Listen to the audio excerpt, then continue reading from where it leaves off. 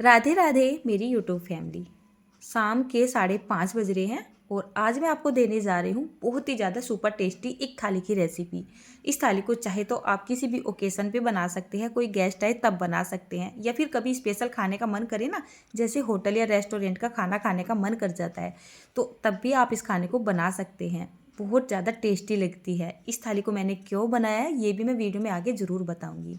सुबह के टाइम में मैंने ये छोले भिगो के रख दिए थे और 7-8 घंटे हो चुके हैं, अच्छे से फूल रहे हैं।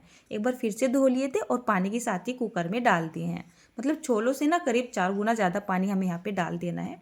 उसके बाद यहाँ पर थोड़े से बेसिक मसाले, हल्दी, नमक, मिर्च, भुना हुआ जीरे का पाउडर और 2 काले वाली इलायची, बस इससे ज़्यादा इसमें कुछ भी नहीं डालना है।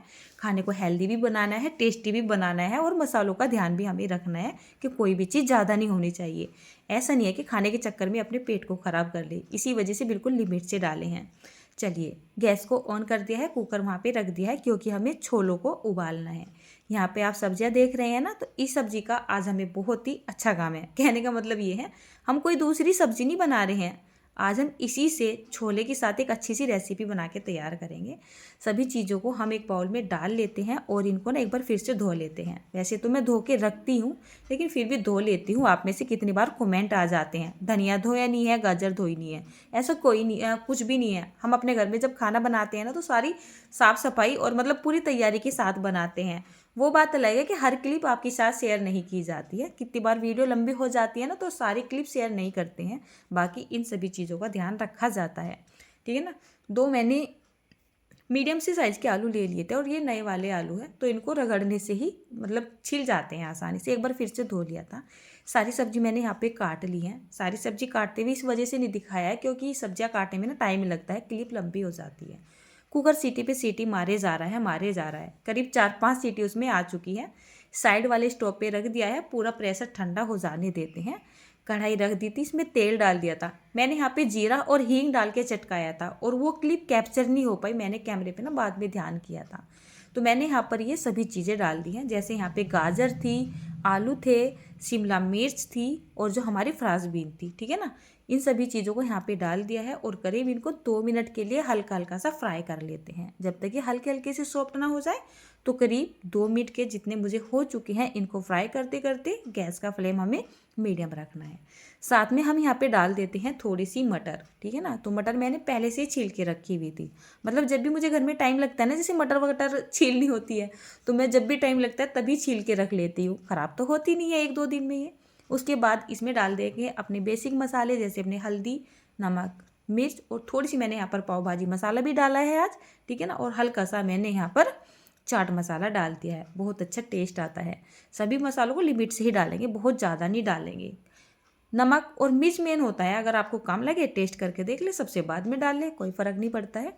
चलिए, अब हम इनको अच्छे से मिक्स करने के बाद ढक देते हैं और गैस का फ्लेम कर देते हैं एकदम लो, क्योंकि हमने यहाँ पे पानी तो नहीं डाला है ना। और सब्जी को करीब 6 से 7 मिनट के लिए ना अच्छे से पक जाने देते हैं, जब तक वो अच्छे से सॉफ्ट नहीं हो जाती हैं। 50 ग्राम मैंने यहाँ पर पनीर भी ले लिया है और इसको कट भी कर लिया है।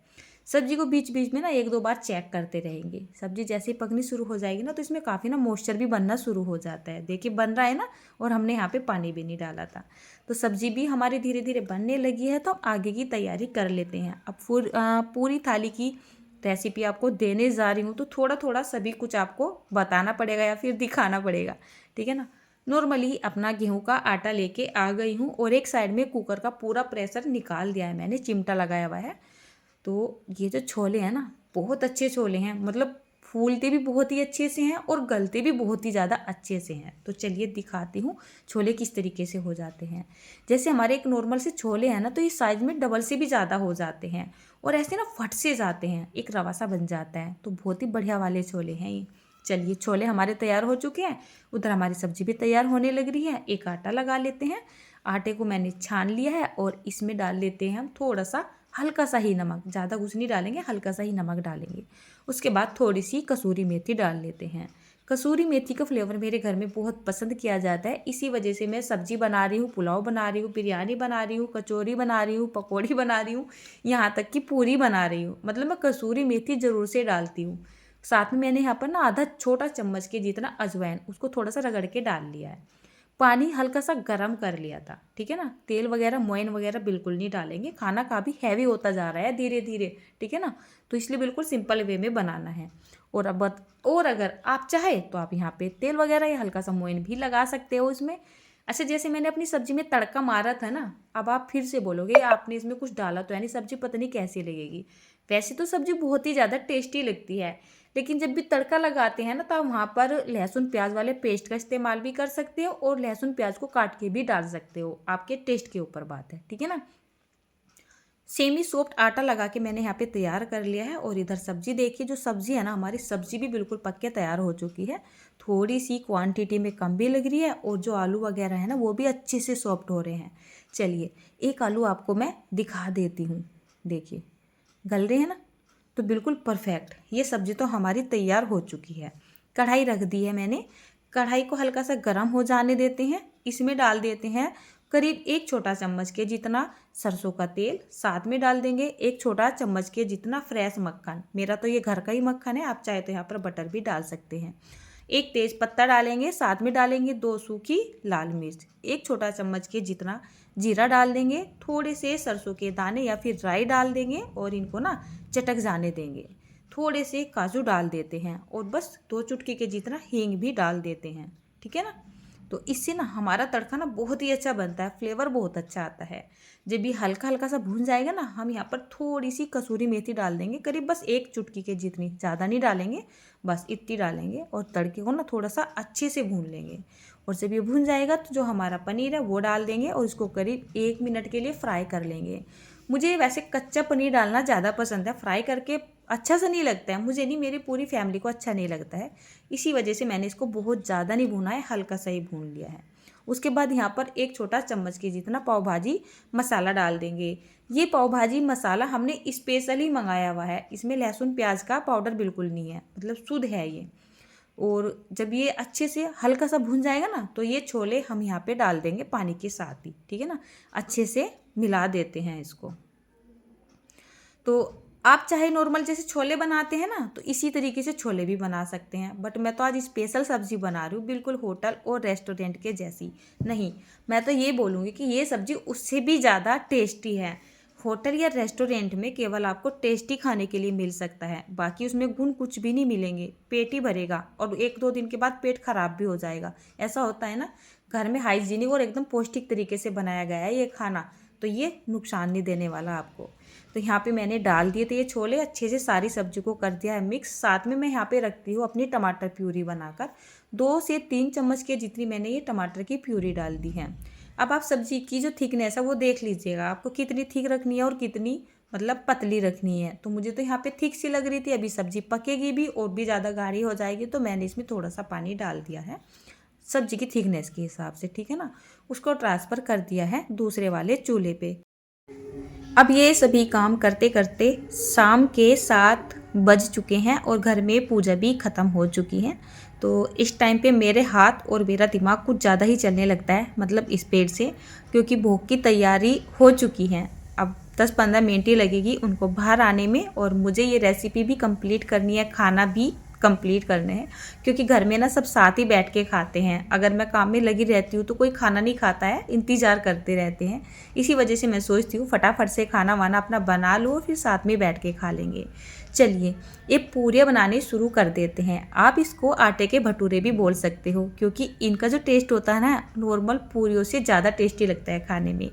एक ही बार के मैं यहाँ पर ये पेड़े बना के रख रही हूँ। इस तरीके से जब हम लोइयाँ तैयार कर लेते हैं ना तो हमें पूरियाँ बनाने में आसानी हो जाती हैं।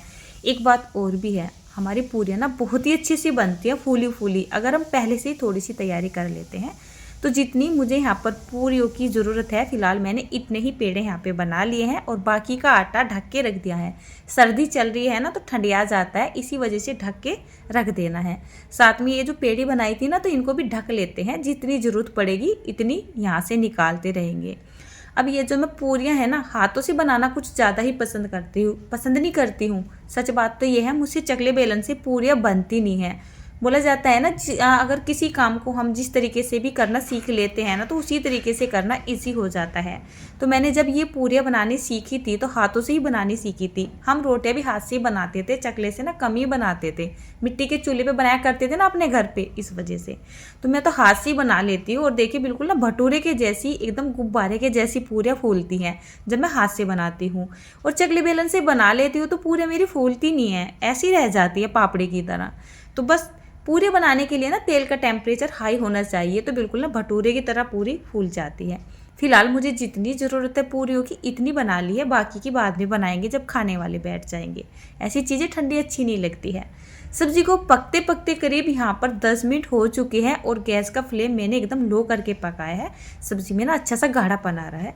फाइनल टच दे दिया है मैंने इसको हरा धनिया डाल के।